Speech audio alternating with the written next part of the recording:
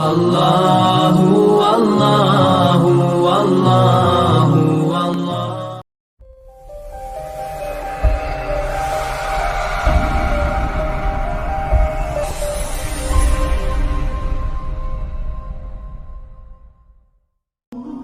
کسی قوم کا سب سے بڑا غنا، سب سے بڑا سرمایہ، سب سے بڑی دولت، سب سے بڑا علم، سب سے بڑی ڈگری، سب سے بڑی ٹیکنالوجی، سب سے بڑی طاقت کہ ان کے کردار پر کوئی داغ نہ ہو، کوئی دھبا نہ ہو۔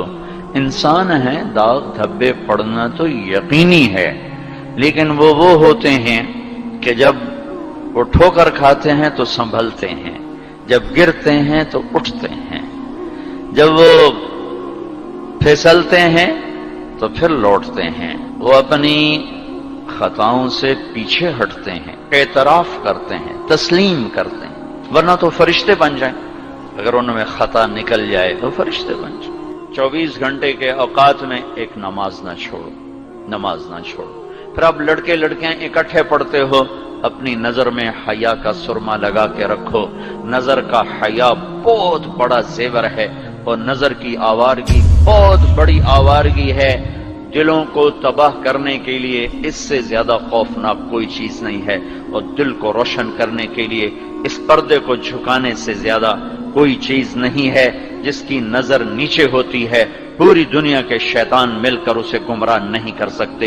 جس کی نظر اٹھ جاتی ہے، پوری دنیا کے جنید بغدادی اس کے دل کو پانی نہیں لگا سکتے، اور اس کے دل کو نرم نہیں کر سکتے۔ آنکھوں کے غلط استعمال سے جو زہر اندر جاتا ہے، اس کا کوئی تریاق کوئی نہیں ہے، تریاق کوئی نہیں ہے۔ اور نظروں کو جھکانے سے جو طاقت اندر جاتی ہے، اس کو تباہ کرنے کے لیے کوئی بم بلاسٹنگ نہیں ہے، کوئی گولی نہیں ہے، کوئی بلٹ نہیں ہے۔ یہ ایسی طاقت ہے کہ عرش تک انسان کو پہنچا دیتی ہے۔ یہ ایسی طاقت ہے کہ فرشتوں کو اس کے قدموں میں جھکا دیتی ہے۔ یہ ایسا نور ہے کہ جب تمہاری آنکھ بند ہوگی تو اللہ کی قسم سورج چاند کا نور بھی تمہارے نور کے آگے شرمائے گا، ماند پڑ جائیں گے یہ نور۔ اگر تمہیں اللہ نے آنکھوں کا نور دے دیا، اگر تمہیں آنکھوں کا حیا دے دیا، دنیا کے سارے ابلیس تمہیں گمراہ نہیں کر سکتے۔ عمیر بن حبیب روم کی قید میں آئے تو یہ 10 آدمی تھے، 9 قتل کر دیے۔ یہ بڑے خوبصورت تھے، لمبے چوڑے تھے، تو اس کو ایک رومی سردار نے اپنا غلام بنا لیا۔ پھر اس نے کہا کہ اگر تو عیسائی ہو جائے تو میں اپنی بیٹی بھی دیتا ہوں، اپنی ریاست بھی دیتا ہوں۔ تو انہوں نے فرمایا کہ سارا ملک عرب بھی دے دے اور ملک روم بھی دے دے، میں ایک پل کے لیے بھی اپنا دین نہیں چھوڑ سکتا۔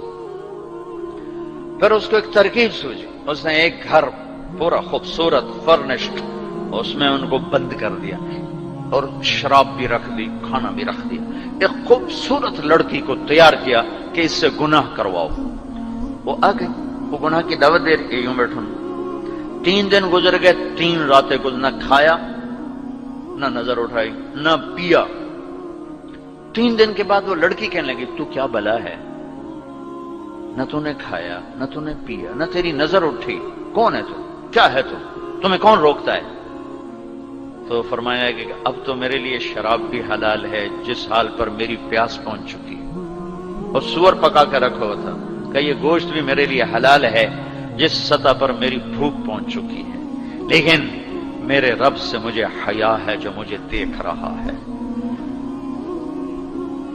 میں یہ کام نہیں کر سکتا لڑکی، 3 دن کی بجائے 30 دن یہاں بیٹھی رہے، میں یہ کام نہیں کر سکتا، میری جوانی امانت ہے، اس پہ داغ نہیں لگ سکتا۔ وہ کہنے لگی، تیرے جیسے انسانیت کے تاج کو میں قتل نہیں ہونے دوں گی، میں تمہیں چھوڑاؤں گی۔ باہر نکل کے کہنے لگی، سردار تو نے مجھے کس کے پاس بھیجا ہے؟ لوہا ہے، نہ کھایا نہ پیا، یا پتھر ہے کہ ایک دفعہ اس نے نظر اٹھا کے نہیں دیکھا، میں کہاں سے اس پہ ہاتھ ڈالتی؟ اور پھر رات کو آئی، ایک تھیلے میں کچھ کھانا اور ایک مشکیزے میں تھوڑا پانی، اور اس کو چپکے سے نکالا، کہا کہ یہ دیکھو تارا، قطب ستارہ دیکھا۔ کہ اس کو یہاں رکھنا کندھے پر اور چلتے رہنا، رات کو چلنا دن میں چھپنا۔ اگر اس کو تم نے اس سیدھے کندھے کے ساتھ رکھا تو ایک دن تم عراق پہنچ جاؤ گے۔ یہ کردار تھا جس نے صحرا نشینوں کو کیسر اور کسرا کے اوپر جھنڈے گاڑنے کی طاقت عطا فرمائی، توفیق عطا فرمائی اور قوت اور قدرت